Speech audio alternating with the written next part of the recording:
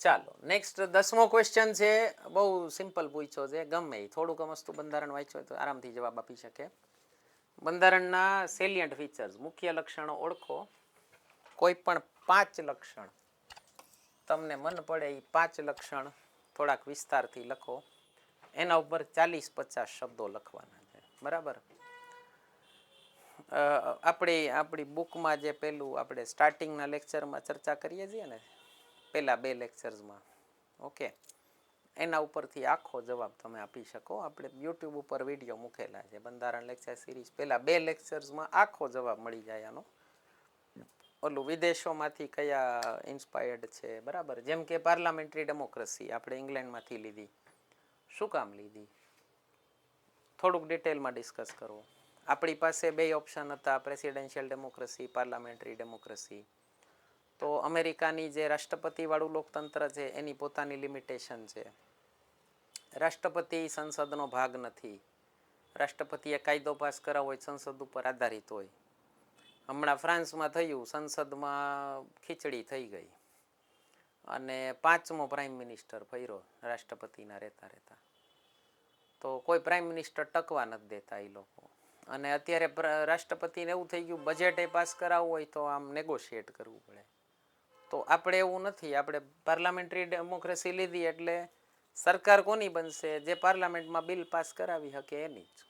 અને પ્રેસિડેન્ટ છે એ સેરિમોનિયલ પોસ્ટ છે, એણે મંજૂરી દેવાની જ છે. તો કાયદા આરામથી પાસ થઈ જાય. તો આપણી સિસ્ટમનો આ ફાયદો છે. બરાબર. 40-50 શબ્દો જેટલું લઈ શકો. જ્યુડિશિયલ રિવ્યુ શું થાય? કોઈ સરકાર, સંસદ, વિધાનમંડળ રાજ્યનું કોઈ એવો કાયદો બનાવી નાખે જે બંધારણની જોગવાઈઓ સાથે સુસંગત નથી, તો ન્યાયતંત્ર એને રદ કરી શકે. ઓકે. તો આ આપણે લીધું છે અમેરિકાના બંધારણમાંથી. શું કામ લીધું? ઇંગ્લેન્ડમાં આવી કોઈ જોગવાઈ નથી. ઇંગ્લેન્ડમાં પાર્લામેન્ટ સુપ્રીમ છે, જે કાયદો પાસ કરી નાખે હલાવવાનો, તમારે ક્યાંય જઈ ન શકો. પ્લસ આપણે શું લીધું આમાં? કોન્સ્ટિટ્યુશનલ સુપ્રીમસી લીધી કે ખાલી જજીસને બધી ઓથોરિટી નથી દઈ દીધી, સામે કોન્સ્ટિટ્યુશનનું બેલેન્સ કરવાનું. પેલું હમણાં જ વાત થઈ આપણે ભગવાન બુદ્ધનો મધ્યમ માર્ગ, બરાબર, કોટ કરી શકો. હા, આપણે અગેન મધ્યમ માર્ગ અહીંયા પણ અમેરિકાનું બંધારણ રિજિડ છે, ઇંગ્લેન્ડનું બંધારણ ફ્લેક્સિબલ છે. તો આપણે એનું મિક્સચર લીધું, સેમી ફ્લેક્સિબલ, સેમી રિજિડ લીધું. અમુક જોગવાઈઓ એવી છે કે આરામથી સંસદ પાસ કરી શકે, અમુક જોગવાઈઓ એવી છે કે રાજ્યોના વિધાનમંડળની મંજૂરી લેવી પડે. ઉદાહરણ જીએસટી. મૂળભૂત અધિકારો, રીટ પિટિશન, એના ઉપરથી પીઆઈએલ જનરેટ થઈ, સુપ્રીમ કોર્ટમાં જવાનો અધિકાર મળ્યો. બરાબર.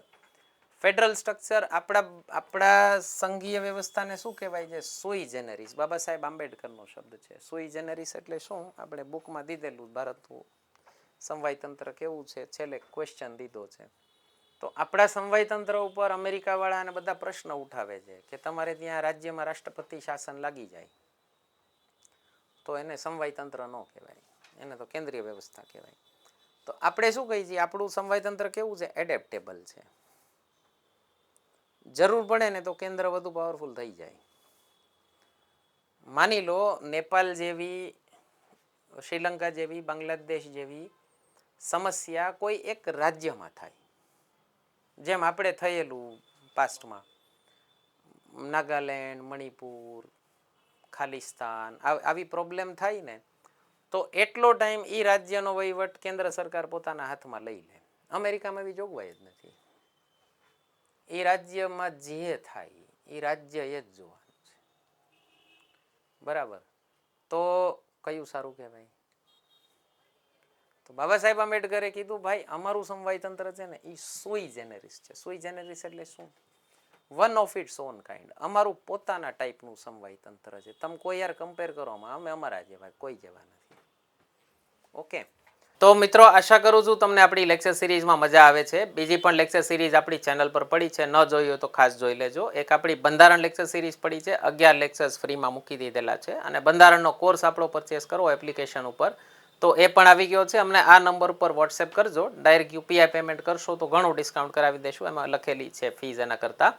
બીજી વૈદિક મેથ્સની લેક્ચર સિરીઝ ચેનલ પર પડી છે, એ ન જોઈએ તો ખાસ જોઈ લેજો. વૈદિક મેથ્સથી તમારી કેલ્ક્યુલેશન સ્પીડ કેટલી વધી શકે એનો તમને ખ્યાલ આવશે. પ્રીવિયસ પેપર સોલ્યુશન આપણે મેથ્સના મૂકતા રહીએ છીએ. તો જોશો તો ખ્યાલ આવશે કેટલો ફરક પડે.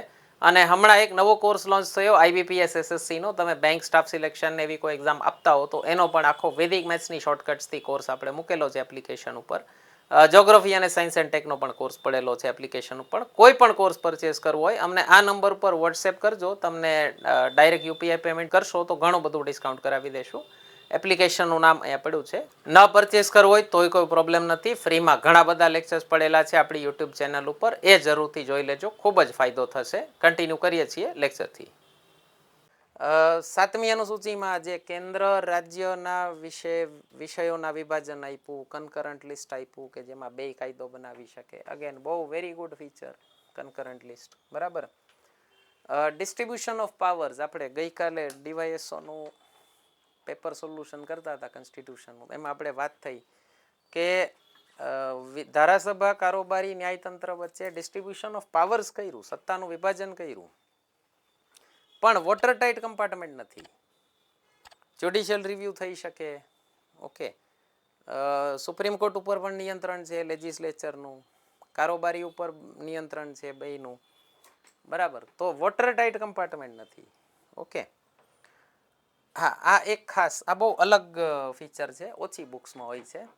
સ્વાયત્ત અથવા સ્વતંત્ર બંધારણીય સંસ્થાઓ જેમ કે CAG, આપણી સુપ્રીમ કોર્ટ કેટલી ઇન્ડિપેન્ડન્ટ છે. ઓકે. એને કોઈની બીક નથી. ભારતની સુપ્રીમ કોર્ટ દુનિયાની સૌથી પાવરફુલ સુપ્રીમ કોર્ટ છે ઇફેક્ટિવલી. અપોઇન્ટી પોતે જ પોતાને કરે છે અને એને કાઢી મૂકવા લગભગ પોસિબલ નથી. પછી ઇલેક્શન કમિશન, RBI કેટલી ઓટોનોમસ બોડી છે. ઓકે. તો આવા ઘણા બધા કોન્સ્ટિટ્યુશનલ બોડીઝ છે, ઘણી બધી નોન કોન્સ્ટિટ્યુશનલ બોડીઝ છે ઘણી બધી કે જે ઇન્ડિપેન્ડન્ટલી કામ કરે છે. બરાબર.